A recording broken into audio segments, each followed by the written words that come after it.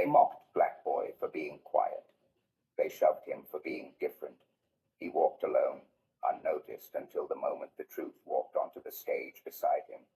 They thought he was nobody. But they were wrong. Dead wrong. Because they never imagined who his father was. Elijah walked into the building like someone who had done this before. And he had 3 schools in the past 2 years. 4 if you counted the one he barely finished the semester in. He didn't look nervous, but he didn't look eager either. Just calm, quiet, and aware.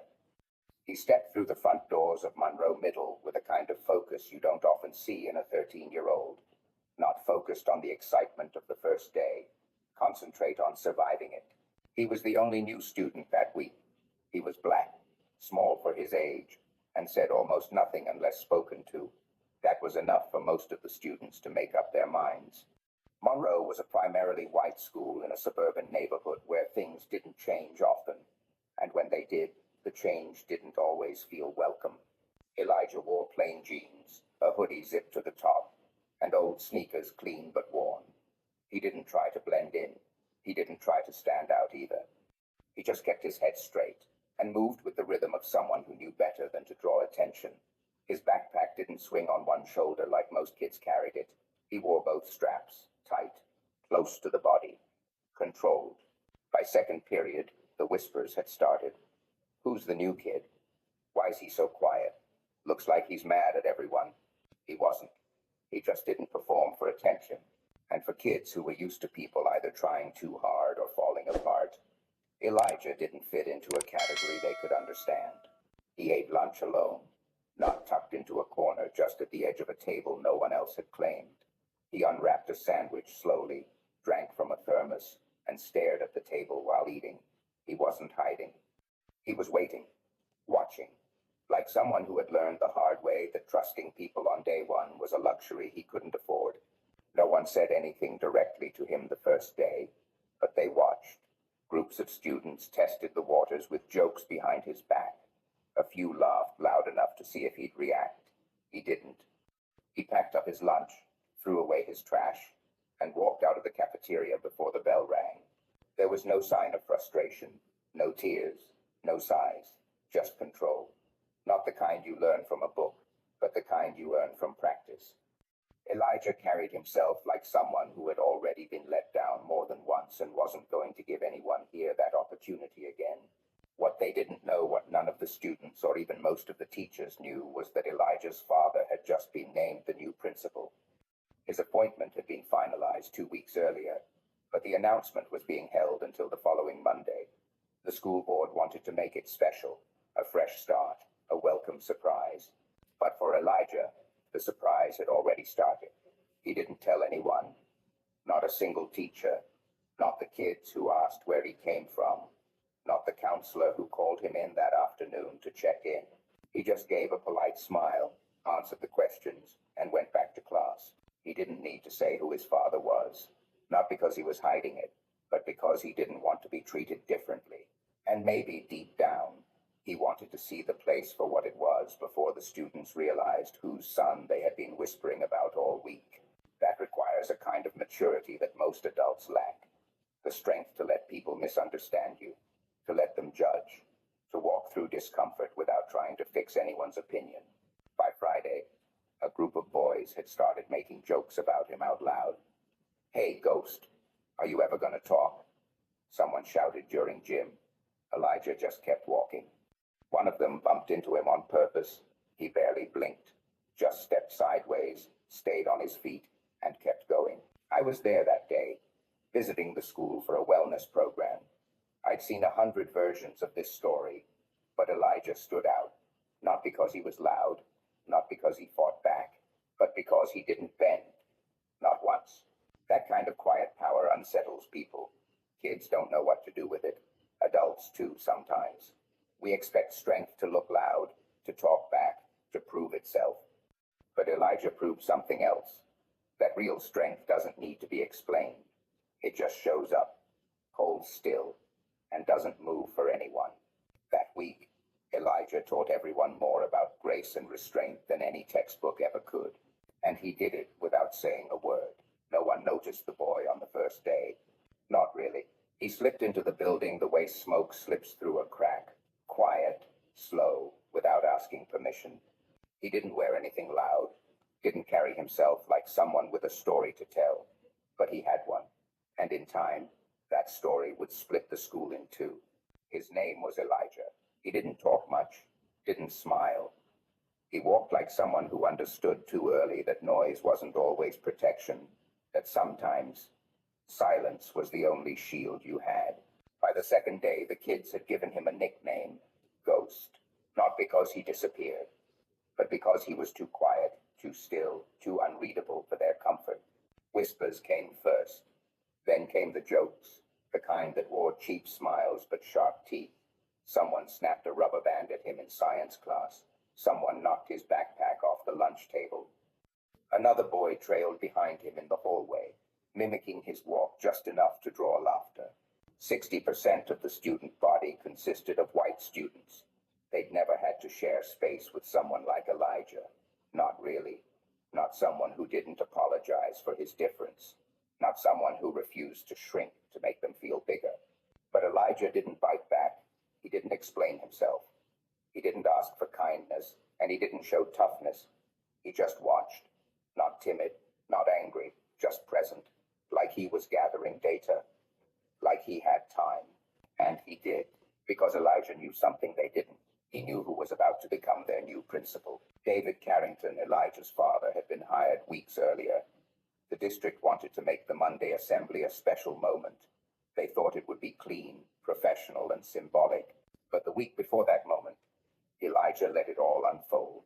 He watched them stumble over their assumptions. He watched them laugh at what they didn't understand. He watched them corner him with questions, shove him in gym class, and smear ketchup across his locker. And he said nothing. He let them think he was no one. Because sometimes power doesn't roar. Sometimes it listens and waits and watches. I was there, not as a teacher, not as staff. I was a consultant, a gray-haired man sent to review the school's peer support program. But what I saw that week wasn't about school policy. It was about people. About who we are when we think no one is watching. Friday afternoon, I passed Elijah in the hall. His face was still, but not blank. Still, like water just before a storm. I looked at him, and for a second, he looked back. And there was this quiet knowing in his eyes, like he had already decided exactly who he was, and nothing they said could touch that. Monday came, the auditorium filled with noise, sneakers squeaking on the floor, students whispering about the new principal. Then the lights dimmed. The superintendent took the stage. She smiled widely. We're thrilled to introduce someone with a long-standing commitment to youth and education, she said. Your new principal, Mr. David Carrington. And when the tall, composed black man walked onto that stage, you could feel the air change. Every student who had mocked Elijah froze in place. Every teacher who had ignored the whispers shifted in their seats. Then came the moment. Elijah stepped onto the stage too. Quiet, calm, no smile, no performance. He stood next to his father, not behind him, not in his shadow beside him. And without a word, the room understood. They hadn't just teased the kid. They had tested the son of the man who now held their future in his hands. But Elijah didn't gloat. He didn't glare. He simply stood there, still, unbothered, old. Because some kids carry strength the way others carry backpacks, tightly, without showing off and ready when needed. And that week, Elijah taught an entire school that power doesn't always arrive with a loud voice. Sometimes it walks in quietly, waits patiently, and lets the truth speak for itself.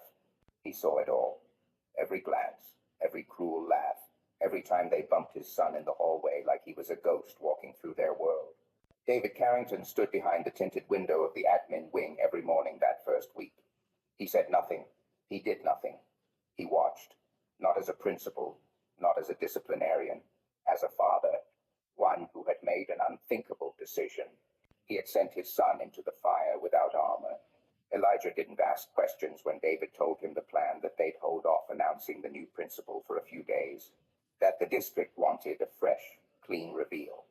For 5 days, no one would know who Elijah was. Elijah had nodded once. That was all. David expected pushback. He got silence, but silence was the answer. Monday came. Elijah walked through the school gates like he'd done it all before. No eye contact, shoulders relaxed, but spine straight. His backpack was zipped, both straps on, with no sag or swagger. He moved through the building like someone who had trained his instincts to ignore danger until it passed. And danger came fast.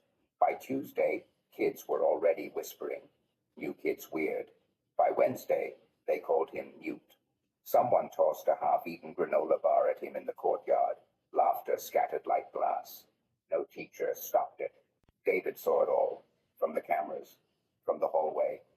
There was silence in the teacher's lounge when Elijah's name came up. He could have ended it, could have stepped in, spoken up, pulled rank. He was the principal. He had the power.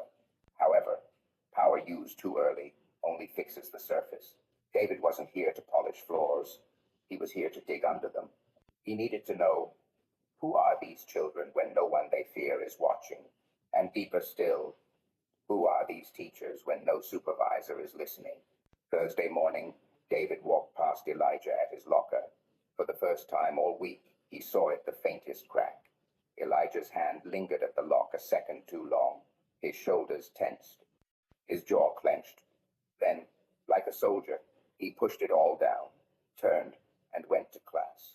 That night, David couldn't sleep. He stared at the ceiling in the dark, asking himself if he had gone too far, whether any truth was worth watching your child carry pain alone. But then he remembered Elijah's nod that first day. Silent, steady, voluntary. His son hadn't asked for rescue. He had agreed to witness. And so, Friday morning, when someone shoved Elijah into a locker hard enough to leave a scuff on his shoulder, David didn't rush into the hallway. He walked slow, deliberate, straight to the camera room. He watched the replay, again and again. Then he turned off the screen and wrote down the names of everyone involved. At 2:47 p.m., he stood in the doorway of room 114, where Elijah sat during study hall. He didn't speak, just looked. Elijah looked back. No tears, no shame, just quiet strength. They didn't say a word, because between fathers and sons like them, words are often too loud for moments like that. Monday morning arrived. The entire school gathered in the auditorium, buzzing with rumors. The new principal was finally being revealed. Some thought it would be a stern-faced older man. Others hoped for someone laid back, forgettable. No one expected the tall, commanding black man in a charcoal suit who walked out onto the stage with eyes that saw straight through walls. He took the microphone, waited for the murmurs to die down, and said, "Good morning. My name is David Carrington. I've been watching this school very closely." In the crowd, mouths dropped open. He continued, "You don't know me yet, but I know you. I've walked your halls, listened to your teachers, watched how you treat strangers." A few students began to shift in their seats, and I've seen enough. Then, from the side wing of the stage, Elijah walked out. Same hoodie, same calm walk, but now every whisper stopped cold. The boy they called Ghost had a name, and the man they had laughed beside was his father. But Elijah didn't smile. He didn't need to. He stood there, silent as ever, a quiet storm that had finally been seen. They thought it was over after the assembly. No one got called to the office. No detentions were handed out. No names were read from a clipboard with that heavy pause principals use right before suspension. And for a moment, Jason let himself believe that was it. A scare, a shock, a secret revealed. But now they'd move on. Right? Wrong. The next morning, he was called out of homeroom, along with Evan, Caleb, and 2 others. All of them had been there in the hallway, the lunchroom, the gym. All of them had laughed, or watched, or nudged a backpack when they thought no one was paying attention. They were led to the community room near the library. Not a single word on the walk there. When they entered, Principal Carrington was already seated at the head of a long table. He wasn't wearing a suit this time. Just a sweater, no clipboard, just a small cup of coffee, and 2 chairs empty beside him. And one of those chairs was already filled. Elijah, Jason stopped short. His breath caught in his throat. Carrington looked up. "Take a seat, gentlemen." The room was quiet. Jason could hear his heartbeat. He sat across from Elijah, not a word exchanged. No glares, no fury, just space. Carrington didn't raise his voice. I told the school I wouldn't suspend you, and I won't. A breath escaped from Caleb's chest.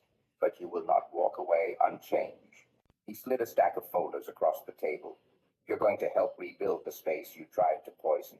The folders were labeled Peer Respect Program, Welcome Committee Redesign, New Student Ambassadors. You five are going to spend the next month meeting here every Friday afternoon with Elijah. You'll plan, design, and build something that this school has never seen. A culture that begins with ownership. Jason looked at Elijah. Still nothing on his face, but his fingers curled slightly at the edge of the table. This isn't punishment, Carrington said. This is permission to make something better than what you left behind. He stood. I won't be here next week. Elijah will. He walked out without looking back. The room stayed still. The boys didn't speak until Elijah opened one of the folders and started flipping pages. No lecture, no scolding. Just that sound of paper shifting, of silence speaking louder than shame. Jason swallowed. Hard. By the second week, they started talking. Not about the past, just about the work. By the third week, Jason caught Elijah waiting after the meeting. He walked beside him, not sure why. They didn't speak, but he stayed. In the fourth week, something changed. Jason showed up early. Elijah was already there. Jason handed him a flyer he'd made for the new student program. On it was a simple headline, No one sits alone. Elijah didn't say anything. He just nodded once, like maybe he didn't hate it. That was enough. But the part Jason never forgot came 1 week later. He opened his locker and found a small piece of folded paper. No name, no handwriting. Inside, a circle drawn in pencil, empty in the center. Nothing else. He stared at it for a long time. At first, it looked like nothing. Then he realized it was him, a blank space in the middle, undefined, undecided, waiting to be filled with whatever kind of person he chose to be. No one ever mentioned the note. No one needed to, because from that moment forward, Jason understood the real lesson. Some mistakes don't need punishment. They need mirrors. And sometimes, the people you hurt the most are the ones who give you the clearest reflection of yourself. I didn't know his name at first. No one did. He walked into the school one Monday morning, quiet, hoodie up, eyes low, and by lunch, he'd already been labeled ghost, mute, new kid with attitude. I heard them call him that. I didn't say it myself, but I didn't say anything to stop it either. That's something I remember more than I'd like to admit. He kept to himself, ate alone, didn't flinch when someone knocked into his shoulder or dropped a nasty whisper behind his back. He didn't react, and honestly, that only made it worse. His silence permitted them to push further. Then Friday came. All students were called to the auditorium. We thought it was about spring testing or a new bell schedule. We filed in, half bored, half distracted, and then they introduced the new principal. He stepped onto the stage, tall, composed, like someone who saw more than he let on. He didn't smile much. He didn't have to.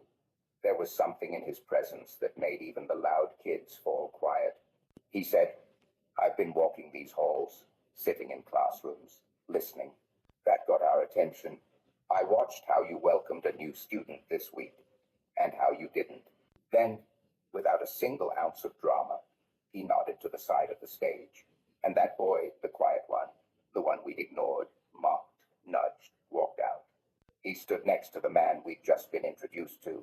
The new principal placed a hand on his shoulder and said, This is my son. I don't remember breathing after that. It wasn't anger in his voice, or shame, or even disappointment. It was something more complicated to explain, like still water that runs deep, like a mirror you didn't ask for, but now had to face. And the boy, Elijah, he didn't even look at us. He didn't need to. That would have been enough, that moment alone. But what happened after, that's what stayed with me.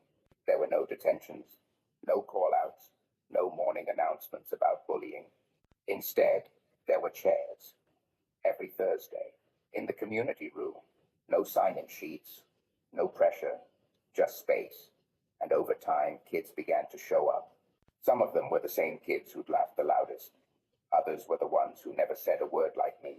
And every week the principal would ask a question. He never forced anyone to answer. He just asked, "What does strength sound like when it doesn't yell?" Have you ever judged someone for the silence they gave you instead of the noise you expected? At first, no one said anything, but silence became the teacher. And eventually, we started listening differently. I remember one afternoon, walking past the library and seeing Elijah sitting next to Jason, one of the guys who used to call him Ghost. No talking, just sitting. The same book between them, sharing space. That's when I knew something had changed. Not dramatically, not instantly, but deeply. Teachers changed too. They started pausing more, asking better questions, and waiting longer after raising them, like they were learning to hear what wasn't being said, not just grading what was written. Then came the spring showcase night. Families, posters, cupcakes on plastic tables. No one expected Elijah to be there, much less on stage. But he stood beside his father as if he'd done it 100 times. The principal didn't introduce him with pride or vengeance. He just asked, "What did they teach you?" And Elijah said, "That silence isn't always weakness, and kindness doesn't always announce itself." That was it. The moment that changed everything. Not because it was perfect, but because it was real. No applause followed. Just the kind of hush that makes people feel something they can't quite name. Since then, I've thought about that year a lot. About how we learned the hardest lesson without being punished. How we weren't given detention, we were given a chance to reflect. And how sometimes the people we overlook become the clearest mirrors. That boy never shouted. Some stories fade after the bell rings. And then there are stories like Elijah's, the kind that never really end. Because they settle into the places that matter most. Our memory, our conscience, our capacity to grow. Elijah didn't need to speak to teach. He didn't retaliate, didn't demand respect. What he gave instead was harder. He offered the truth of who he was, even when others didn't want to see it. And when the school found out who his father was, their new principal, the silence in that auditorium said everything words couldn't. It wasn't just about being caught. It was about being seen. What happened at Monroe Middle wasn't just a story of bullying. It was a quiet revolution, a shift in how we think about dignity, empathy, and what it means to lead with character. Elijah didn't fight with fists or insults. He fought with restraint. He held the space for others to reflect, without forcing them to do so. He became a mirror, and for many students it was the first time they truly saw themselves. Principal Carrington didn't hand out detentions or demand apologies. Instead, he gave students the chance to rebuild what they had broken, not through punishment, but through participation, through ownership. And that changed everything. The real lesson: respect isn't given because of authority. It's earned through integrity. Unity doesn't come from pretending we're all the same. It comes from acknowledging where we've been wrong and choosing to do better. And forgiveness, the rarest kind, doesn't excuse harm, but it opens the door for healing when we're brave enough to walk through it. This story reminds us, sometimes people deserve a second chance, not because they earned it, but because someone believed they could rise to it. And more often than not, they do. If Elijah's story moved you even just a little, we invite you to carry that lesson with you. Be slower to judge. Be quicker to listen. Make room for the quiet ones. And when you're in a position to offer grace, offer it, even if the world tells you to withhold it. Because what you offer may not change a day, it may change a life. Thank you for taking the time to hear this story. If it touched you, we'd love for you to share it, not for views or likes, but because someone out there needs a reminder that their silence matters too. Please feel free to leave your thoughts in the comments. We read them, everyone. And if you'd like to explore more real stories that challenge the way we see ourselves, subscribe to our channel and check out the other videos in this series. You never know which one might shift your perspective just a little bit. Thank you for being here, and whatever your day looks like, we hope it begins and ends with kindness. See you in the following story.